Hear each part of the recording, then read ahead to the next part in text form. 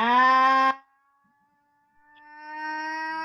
good day, everybody, and welcome to another edition of High Heat on the web. Nice to have you with us as we discuss what's happening as far as the world of baseball is concerned. And you see him right there is our good buddy Joe Girardi. He manages the Phillies, of course. The Phillies, the Eagles, the Flyers, and the 76ers put a great video together in Philadelphia for all the first responders and the health officials. So Joe involved with that with the Phillies, and he says hello. Joe, welcome. Hope you're staying healthy. How are you today, okay? I'm good, Chris. Doing very well. Yeah, that was a video that actually brought a tear to my eye because everyone in that video that's shown, a first responder, has some relationship with a 76er, a Philly, a Flyer, or an Eagle employee.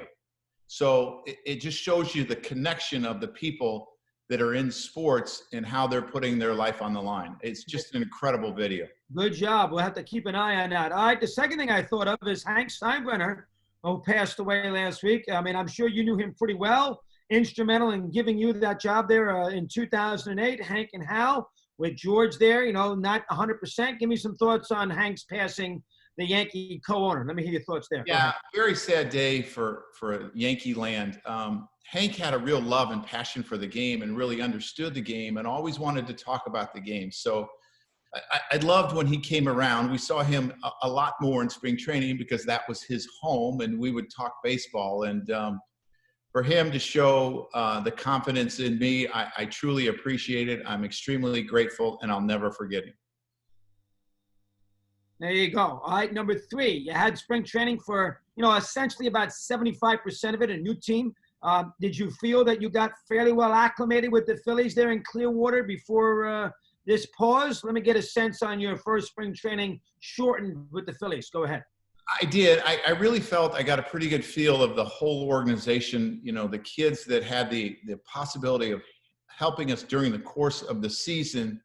The one thing that we did miss was getting to a smaller group and you know, having more time to spend with the guys that you were going to see every day. Because we had 70 plus people in camp. I think we'd only cut it down to 60, but I got a really good feel of our organization and how it works. And I was really pleased with the young players and how far along that they were and how prepared they were to play the game. So to me, I thought that was really good.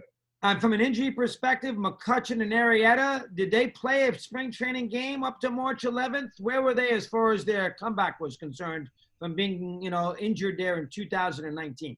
McCutchen had not, but he's doing much, much better. He's itching to get back to spring training because he's getting tired of seeing the rehab guys. I talked to him the other day.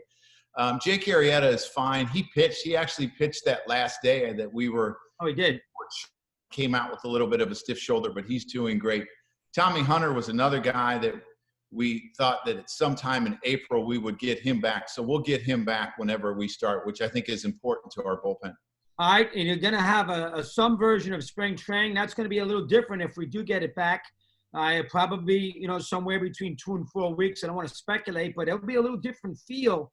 And you'll be, you know, a little bit of a disadvantage with the new team and trying to figure out where the pieces fit in a short period of time before games, if we get lucky, start. Give me your thoughts on that process. Let me hear it. Yeah, it's going to be short like it was. I believe it was in 1995 when we came back. It was shorter. And, you know, that was a good thing about having those 4+ weeks. I think that we were there. I got a pretty good idea of who was going to be on our team. We do have some competitions for bench players and maybe some platoon situations, some relievers in the bullpen, and we're going to have to iron that out fairly quickly. But I think we'll have a pretty good hold on it by the end of spring training.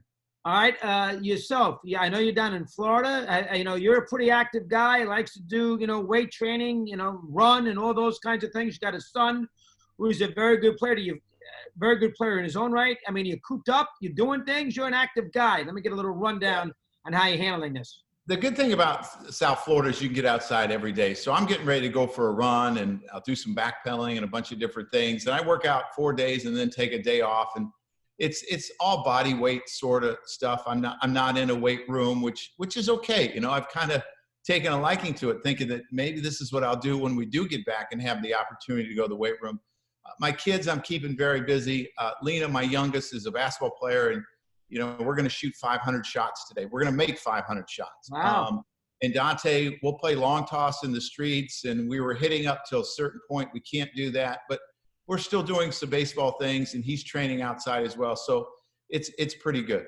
Are you one of those guys you're a good sports fan? Are you one of those guys who watches old time classic NBA, baseball, tennis? Tennis. You've been watching that kind of stuff or not? My wife is like you. She has a real love for tennis. So I've seen a lot of the old Wimbledons, French Opens. I've seen a lot of Rafael Nadal and Federer and Djokovic. And so, we have stuff on. I've watched football games, college football games over and over. There's been a bunch of baseball games on MLB, whether it was Carlton Fisk Day that I watched and a Greg Maddux Day that I watched. I want to see sports. So I'm going to go back because I don't remember everything that happened. So to me, in a sense, some of it's like watching it for the first time. I had Maddux on here last week. It was his birthday. I think it was last Tuesday. And I specifically asked him, what did Girardi hit there in the 5th or 6th inning, whatever it was, when he got that big hit up the right center field?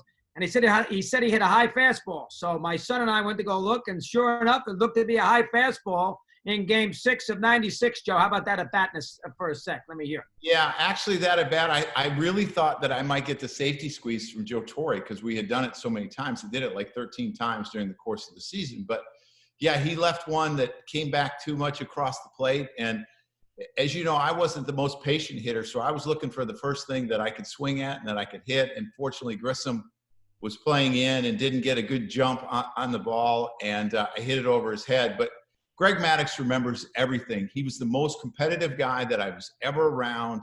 He was always studying the game. He was gracious to me to where he taught me, he taught me how to call games. He would sit and talk to me about it and say, just follow me, kid. And I'm very appreciative of that. I was watching the MLB Network the other night, and I saw the it was on Fox. Matter of fact, it was on Fox. The Yankee Padre, Game 1 of '98. Yankees were in trouble in that first game. Yes. Vaughn hit and I said to him, I wanted to watch that 7th inning again, and of course, Knobloch hits the home run to tie the game. And I still can't figure out how Richie Garcia called that pitch to Tino a ball before he hit the grand slam against Langston. Joe, how about that for a sec? Yeah, there are always those moments in games that you say, wow, if it would have just went the other way, would we have won? You see it a number of times in football, a penalty or non-penalty, a catch, a non-catch. In basketball, was it a travel? And it can make such a huge impact. So, yeah, maybe we got a little break there, but Tino took advantage of it. Tino still had to hit the ball at the ballpark, and he did that. And I'm sure you could look at that whole game and you could say, well, that was probably a strike that, the Yankees didn't get. It just happened to be a big one. And I know that your daughter and everything else, you told me there before we got going here today, you've been into the Jordan documentary. So you got 2 young kids, who didn't see Jordan play. They got a little appreciation of him now, how good he is. Let me get your take on that. Go ahead.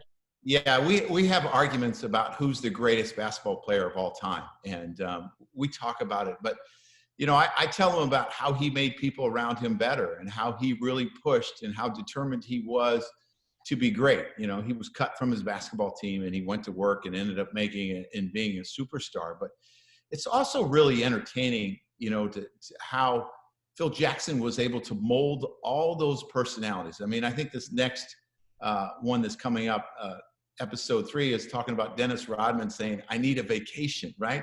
I need a vacation during the season. I can't imagine a player coming up to me and saying that. Now, if there was a teammate that I would have played of that might have said that, it might have been David Wells, right? David Wells might have been that guy that went to, I just need a 2-day vacation to go do something. But it's really fascinating what drove him and what made him so great. And everyone knew right away when he got in the NBA that, this guy's coming. And the competitive juices. And finally, Joe, you got the David Cone. We got a little celebration of Cone here coming up. And you caught, I believe you caught that perfect game at Yankee Stadium against the Expos, of course, with, somehow, some way, Larson and Yogi in the building. And a perfect game, and against a tired Expo team that you took advantage of on that hot afternoon. Give me some thoughts there for a second. Yeah, it was interesting. That was something in the schedule that I had never seen. It was on a Sunday. It was a day game, and the Expos played in Baltimore the night before. So it was really strange how the schedule worked. But I got to tell you, all the games that I played, I was as nervous in that game, the 7th, 8th, and 9th inning of any game that I ever played because Really? Yeah. of what it meant. And there really aren't second chances for that in a sense. You know, you get one chance at that. You know, if you lose a World Series game 1, there's game 2, and there's game 3, and there's game 4, and you got a chance. But this was something that I was extremely nervous, and I wanted it so badly for him because what he had meant to our team in '96. He had that no-hitter through 7 in Oakland on his first start back from his aneurysm surgery. Right. Joe had to tell him that that's it. The prize is in October. It's not right now. We need you healthy. And for him to get that chance again was really, really amazing. But there were some great plays, and I'll never forget the play that Ricky Leday made. I think it was in the 8th inning that David gave him that look, right? That look like, oh, you're lucky you didn't screw that up because I would have been all over you. But it's a very memorable day, and I think it's extremely memorable, even more memorable because of who was in the audience with Larson and Yogi. And I'll tell you, who's got the ball that has all 4 guys on it? Cone, you signed at least with Larson. There has to be a couple of baseballs out there that have all 4 names on that ball from that game. Is that correct? Yeah, I'm sure there is. And I tell you what, one of my favorite pieces from that is that day, I don't know if it was Old Timers Day, that we all took the picture. You know, it was the Wells, Larson, and Cone perfect games, and we all got together on top of the mound and took a picture, and that's a memorable day for me. And it's something that, you know, I cherish, and I'm just so fortunate to be a part of. Well, hopefully we'll get some baseball, get some cherished moments this year, Joe. Love to see you. Have a nice run, and we will talk to you soon. Thanks for a few minutes here today. Always a pleasure.